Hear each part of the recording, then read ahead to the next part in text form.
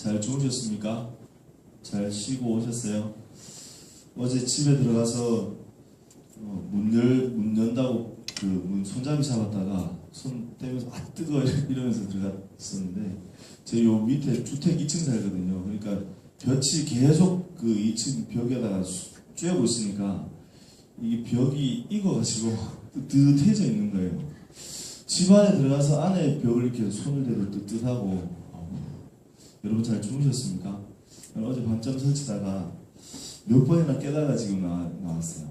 오늘 날씨가 어떨지 참 기대가 되는데 오늘 또 기쁜 마음으로 하루 살 수 있도록 우리의 마음을 잘 붙들고 날씨에 우리 마음이 흔들리지 않도록 여러 주변의 환경 속에 우리의 힘든 생각과 또 말들 내뱉지 않도록 우리의 마음을 잘 하나님께 고정하고 이렇게 오늘 하루 드리면 좋겠습니다. 어젯밤에 자려고 아이들과 함께 기도한다고 침상에 앉아서 기도를 하는데 막내가 기도하겠다고 때를 쓰는 거예요. 보통 제가 기도하거나 제 아내가 기도하거나 이제 그렇게 보통 그러는데 아이들이 기도하고 싶다 하면 아이들이 순서대로 시켜줍니다. 근데 막내가 이제 4살인데 이제 4살짜리가 기도를 한다 그러니까 귀엽잖아요. 한 번씩 시키거든요. 한 번씩. 근데 어제 기도한다고 앉아서 기도 시켰더니 이렇게 기도하는 거예요. 사랑하는 하나님, 오늘도 함께 해주시고 지켜주셔서 감사합니다. 우리 기도 잘 시작했잖아요. 그죠? 아, 너무 잘했다. 이러고 있는데, 얘가 거기에 이어서, 그런데 오늘 아빠가 수건으로 술래잡기를 안 해줬어요. 아빠는 아빠예요. 이러는 거예요. 너무 웃겨가지고, 좀 빵 터져가지고, 저 엄마 저쪽에 쓰러져 있고 벌써, 1번, 2번 저기 옆에서 막 웃고 있고, 한참 그러느라고 기도 마치는데 한참 시간이 걸렸습니다. 근데 이런 일이 또 지난주에 또 있었더라고요. 제가 수련회 가 있는 동안에 디사이플 수련회 동안 금, 토, 주 이제 갔다 오는데 그때도 때를 써갖고 막내가 기도를 했는가 봐요. 토요일 밤이었던가 본데 기도를 하는데 이 녀석이 또 이제 기도를 한다 거의 공식처럼 저희 애들이 외우고 있는 게 그거거든요.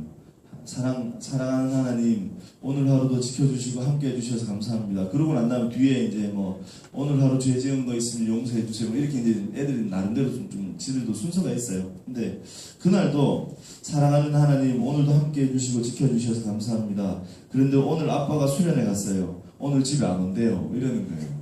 그러더니 이제 내일 집에 오는데 돌아오는 발가락을 지켜주세요. 이러는 거예요.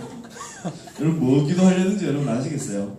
돌아오는 발걸음을 지켜주셔야 한다고 하는 게 이 녀석 돌아오는 발가락을 지켜주세요. 그리고 어제 또 그날도 한번 빵 터져가지고 기도를 중지하고 한참 동안 한 5분 10분 앉아서 계속 웃다가 그러다 기도를 마치고 왼 발가락 그러고 저한테 카톡이 왔더라고요.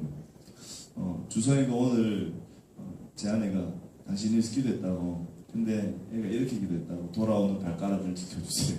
제가 그거 보고 토요일날 밤에 집에 다 마치고 이제 숙소에 들어가서 누웠는데 이거 보고 웃겨가지고 한참 동안 웃었던 시간이 있었습니다.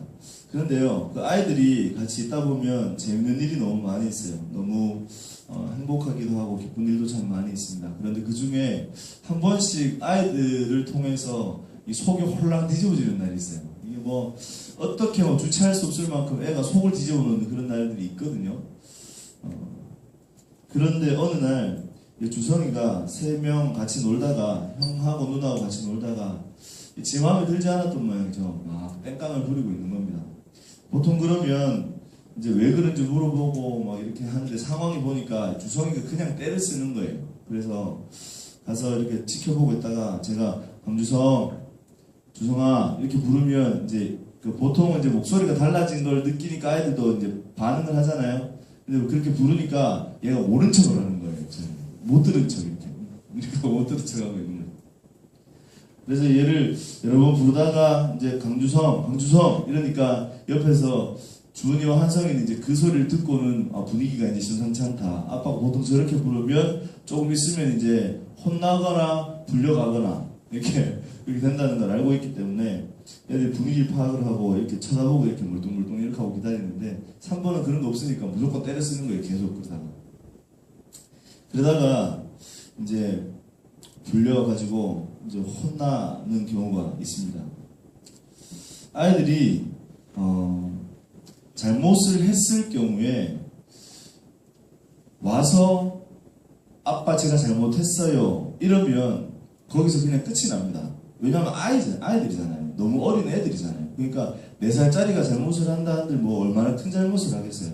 와서 잘못을 했다 한들 아빠가 부르고 주정아 그렇게 하면 안 돼 이렇게 하려고 할 때 아빠한테 와서 아빠 잘못했어요 라고 얘기하고 그냥 안기면 그걸로 그냥 거의 정리가 돼요. 거의.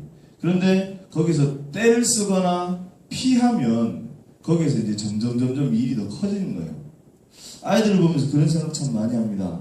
아빠 잘못했어요. 이제 안 그럴게요. 그러면 아빠는 거기서 멈추는데 그리고 아이를 안고 주정아 그러면 안 되는 거야. 아빠가 너 그러는 것 때문에 속상하잖아. 다음부터 그렇게 하지 말자. 이렇게 하고 지나갈 텐데 거기서 그 상황을 피하려고 하거나 거기에서 점점 다른 행동을 한다거나 하면 점점 거기에서 더 문제가 심각해집니다.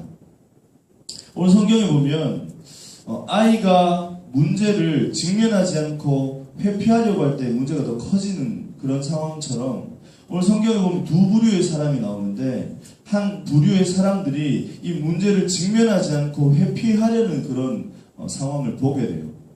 어떤 부류의 사람이 나오는가 하면 첫 번째 12절에 한 부류의 사람이 등장합니다. 그 사람은 육체의 모양을 내려 하는 자들입니다.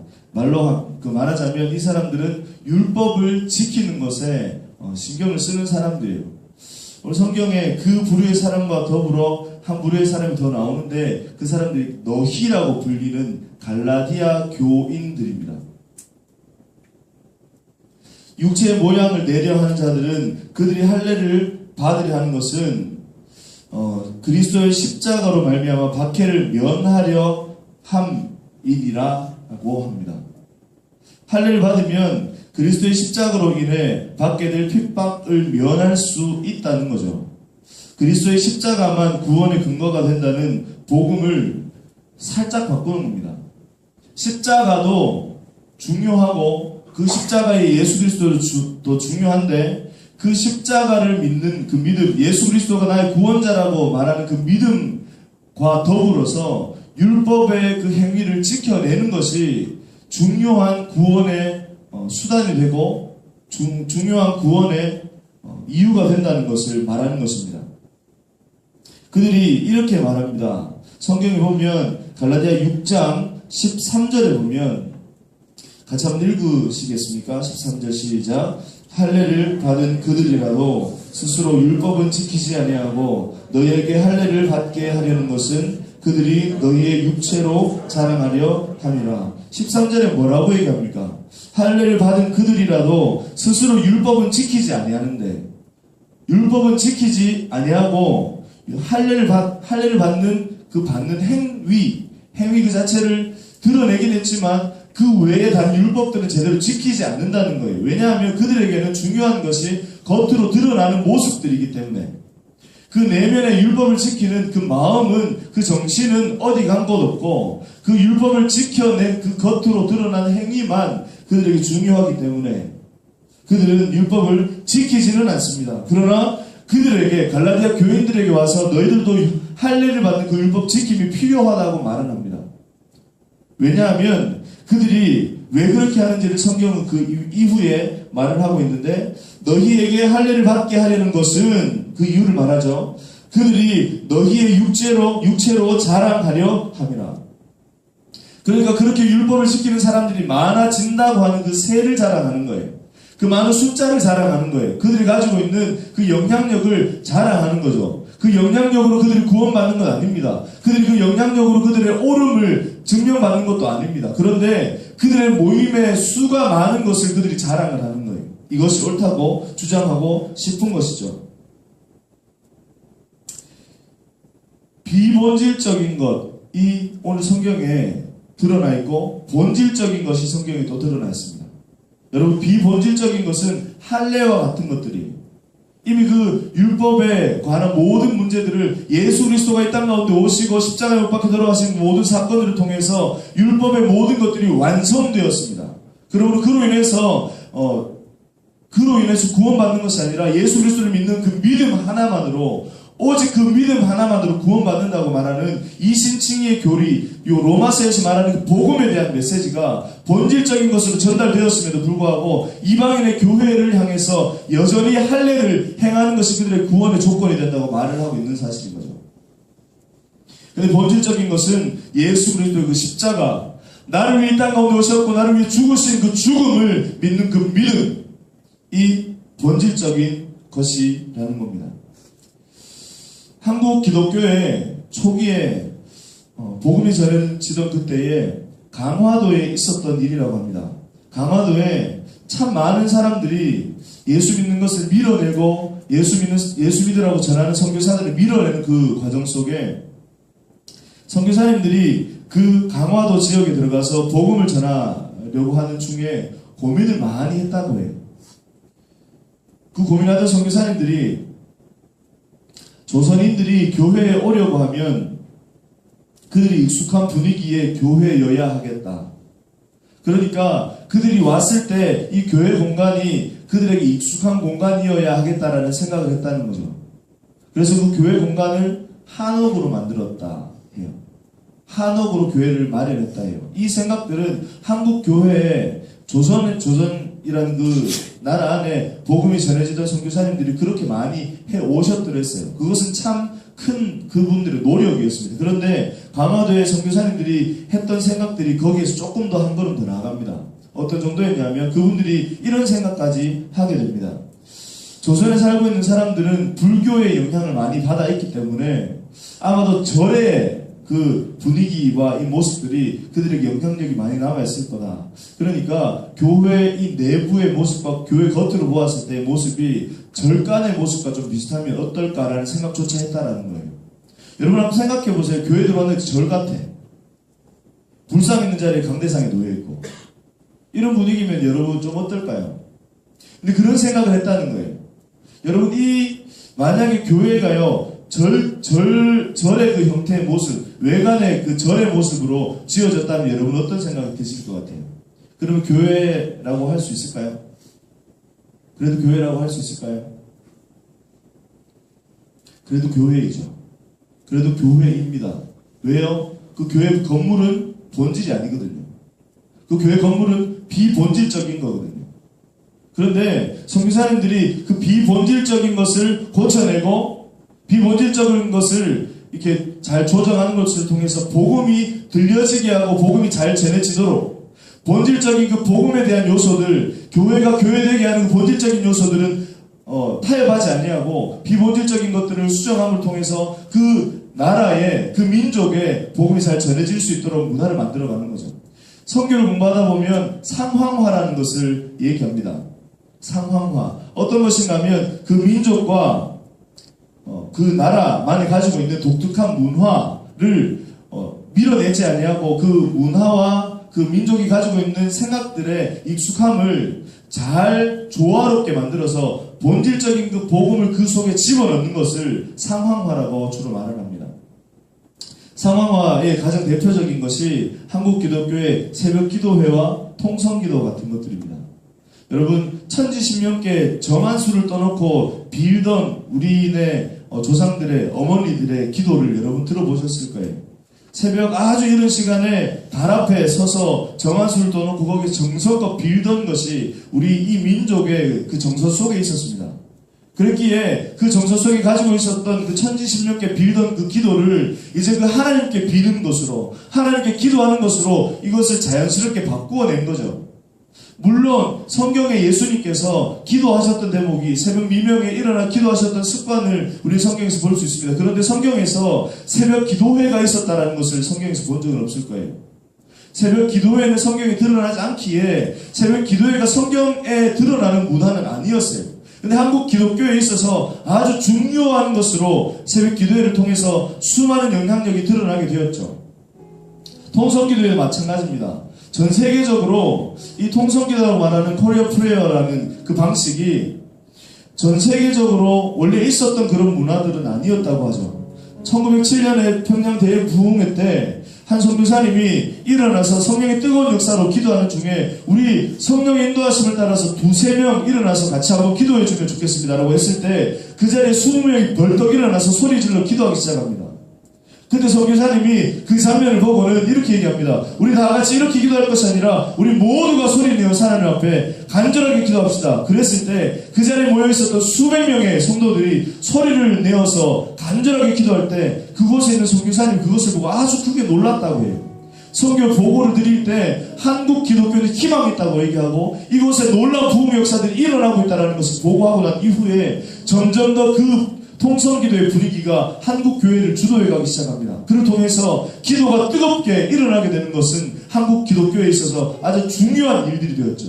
그 이후에 통성기도, 동시기도, 합심기도, 통공기도라는 이름으로 변형되면서 이 통성기도가 계속적으로 드려지게 되었습니다. 그 민족과 문화 가운데 이게 비본질적인 것이라 바꾸어도 괜찮은 것, 그 상황 속에 아주 중요하게 오히려 더 중요하게 복음을 드러낼 수 있게끔 하는 것은 뭐 조정할 수 있겠죠. 새로 바꿔낼 수도 있겠죠. 그런데 오늘 성경에서 말하는 육체의 모양 내려고 하는 자들은 본질적인 것을 고쳐내려고 하는 거예요. 비본질적인 것을 고쳐내는 것은 문제되지 않지만 본질적인 것을 끄집어내려고 하는 거예요. 그 복음의 정수와 그 중심을 끄집어내려고 하는 것이죠. 복음의 핵심, 그것은 절대로 여러분 우리가 피해갈 수 없는 것입니다. 복음을 가진 자들이 세상을 살아갈 때 때때로 불편할 때가 있고 때때로 어려움의 순간을 겪을 때도 있겠죠. 그로 통하여서 어려움의 문제를 통해 다른 사람들에게 불편함을 내가 느낄 때도 있을 거예요. 내가 이 복음에 말씀하시는 바, 성경에 말씀하시는 바 이 진리를 내가 살짝만 멈추거나 비켜가면 내가 지금 이 당해야 하는 이 어려움들을 피해갈 수 있을 텐데 조금만 눈을 감으면 지금 말씀하는 그 정직함을 잠깐만 내가 피해가면 내가 불편하지 않고 다른 사람들에게 손가락질 받지 않을 수 있을 텐데 우리는 날마다 선택과 결정의 그 기로에 있어서 이 고민들을 해야만 합니다. 왜냐하면 세상이 그러하지 않기 때문에 세상이 복음을 등져있기 때문에 사도 바울은 이 사실에 대해서 14절에서 이렇게 말합니다. 내게는 우리 주 예수 그리스도의 십자가 외에 결코 자랑할 것이 없으니 그에게는 유일하게 자랑할 것이 그 십자가인데 그 십자가를 통해서 바울이 어떤 것을 경험하고 있는가를 그 뒤에 또 다시 말해주고 있습니다. 그리스도로 말미암아 세상이 나를 대하여 십자가에 못 박히고 내가 또한 세상을 대하여 그러하니라. 이 말은 그리스도로 말미암아 내 쪽에서 보면 세상이 죽었고 세상 쪽에서 보면 내가 죽었습니다. 결코 같이 할 수 없고 세상과 등져있는 나의 모습은 절대로 그들의 모습과 같을 수 없다는 거죠. 그들의 생각과 같을 수 없다는 겁니다. 바울은 그 속에 가장 자랑스럽게 그 복음을 드러내고 있었고 마침내 사도 바울의 고백이 17절에 이르기까지 바울은 이후로는 누구든지 나를 괴롭게 하지 말라. 내가 내 몸에 예수의 흔적을 가졌노라. 그 예수의 흔적이라는 것은 우리가 잘 아는 대로 스티그마라고 하는 노예에게 낙인 찍히던 그 낙인을 흔적이라고 말했습니다. 나는 예수의 낙인을 찍힌 사람이야. 나는 예수의 낙인을 찍힌 사람이야. 그 말은 예수의 노예야. 그런 의미로 바울은 그 표현을 썼던 거예요. 고린도후서 11장 23절 이하에 보면 바울이 받았던 고난의 이야기를 들을 수 있습니다. 그들이 그리스도의 일꾼이냐 정신없는 말을 하거니와 나는 더욱 그러하도다. 내가 수고를 넘치도록 하고 옥에 갇히기도 더 많이 하고 매도 수없이 맞고 여러 번 죽을 뻔하였으니 유대인에게 40에 하나 감은매를 5번 맞았으며 3번 태장으로 맞고 1번 돌로 맞고 3번 파설하고 일주일 야를 깊은 바다에서 지냈으며 여러 번 여행하면서 강의 위험과 강도의 위험과 동족의 위험과 이방인의 위험과 시내의 위험과 광야의 위험과 바다의 위험과 거짓 형제 중에 위험을 당하고 또 수고하고 했으며 여러 번 자지 못하고 줄이며 목마르고 여러 번 굶고 춥고 헐벗었노라. 그렇게 말하면서 사도 바울은 나는 이런 일들로 인해서 내 삶 가운데 예수의 흔적을 가졌어. 사도 바울 속에는 이런 일들로 통해서 아마도 수없이 많은 고난과 많은 어려움의 문제를 통해서 그 속에 흉터로 남겨졌던 예수의 흔적이 있었을 거예요. 그 흉터가 남겨져서 그 흉터를 바라보면서 우리는 이거 어떻게 하지? 이렇게 상처 생긴 것 어떻게 하지? 말을 하겠지만 사도 바울은 그 흉터를 보면서 그래, 내가 이렇게 복음 때문에 예수 때문에 이렇게 고난당할 수 있으니 내게 큰 기쁨이지, 큰 행복이지. 이것은 나의 인생 전체를 걸고 드러낼 만한 자랑거리이지. 사도 바울은 그 육체에 가지고 있는 그 흉터나 흔적을 보면서 사도행전 9장 무렵에 자신의 모습을 돌아봅니다. 예수 믿는 자들을 잡아 죽이려고 이 혈기 등등해서 다메섹으로 가던 그 길에 그를 만나주셨던, 빛으로 만나주셨던 그 예수 그리스도. 사울아, 사울아, 너는 왜 그렇게 나를 핍박하니? 말씀하시던 그 주님께서 그 자리에서 단번에 그의 생명을 거두어 가셔도 어찌 불평할 수 없는 그 바울에게 예수님 그를 불러주시고 너는 나 왜 그렇게 핍박하니? 말씀하시고는 내가 너를 불러 이방인의 사도로 세울 거야. 가장 영광스럽고 가장 존귀한 복음 전도자의 사도로서의 사명을 감당할 수 있도록 그에게 사명을 주셨던 거예요. 사도 바울은 그의 생명 전체를 걸고 그 인생 전체를 걸고 감격스럽게 그 흔적을 바라봅니다. 주님, 어찌 나 같은 자에게, 죄인 중에 괴수와 같은 어찌 나 같은 자에게 이런 영광스러운 일들을 맡기십니까? 나에게 있어 이 십자가의 복음은 그 어떤 것과도 바꿀 수 없는 내 생애의 큰 기쁨이며 가장 큰 자랑거리입니다. 사랑하는 여러분, 오늘 여러분은 어떻게 살 겁니까? 여러분 어떻게 살아가면 좋겠습니까? 오늘 하루를 지나는 동안에 선택과 결정을 하는 모든 순간, 여러분 바울과 같은 선택을 함으로 나에게는 가장 큰 가치, 가장 중요한 기준, 가장 큰 자랑거리는 십자가입니다. 복음에 걸맞는 삶으로 나는 살아갈 겁니다.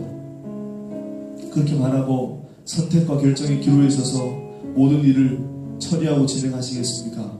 아니면 육체의 모양을 내려 하는 자들이 그러했던 것처럼 십자가도 좋아, 예수도 좋아, 구원도 좋아.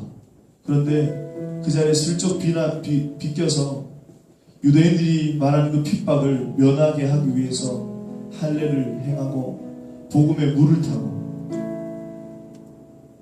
그로 통해서 손가락질과 욕은 모면했지만 그 자리에 서서 우리 주님의 안타까운 그 시선은 함께 받아야 한다는 사실, 여러분 우리가 오늘 이거 기억하고 하루를 살아야 하겠습니다. 사랑하는 여러분, 오늘 세상의 인정과 외모에 연연하다가 우리 주님을 잃게 되는 일들은 없었으면 좋겠습니다. 세상의 기준과 세상의 방법에 내 마음이 빼앗겨서 조금 편해지기는 하겠지만 그로 통해서 우리 주님의 마음속에 안타까움으로 남겨지는 일은 없어야겠습니다. 바울처럼 복음 가진 자로서, 복음을 가진 자로서 예수의 흔적을 지니고 살아감으로 하나님 보시기에 가장 존귀하고 가장 아름다운 모습으로 살아갈 수 있는 복된 저와 여러분의 삶이 될 수 있기를 주님의 이름으로 축원합니다. 같이 한번 기도하실까요? 그 말씀을 기억하면서 기도할 때 하나님, 내 속에 복음을 비껴가고 피해가고 있는 모습을 있지 않습니까? 하나님의 진리의 말씀을 혹시 직면하지 아니하고 회피하고 있는 모습은 없습니까? 그로 인해서 조금 편해지긴 하지만 우리 주님의 안타까운 시선을 마주해야 하는 나를 불쌍히 여겨주셔서 복음을 회피하지 아니하게 하시고 복음을 직면하게 하시고 하나님에게 주어진 문제를 회피하지 않게 하시고 그 문제를 직면할 수 있도록 예수 믿는 자로서 직면할 수 있도록 그래서 내 삶 가운데 예수의 흔적이 남겨지게 되고 그 흔적을 통해 하나님께 영광을 돌려드리게 되는 놀라운 우리 믿음의 동역자들 나될 수 있도록 하나님 은혜를 더하여 주시옵소서. 같이 한번 제목들을 두고 기도하며 나아가시겠습니다.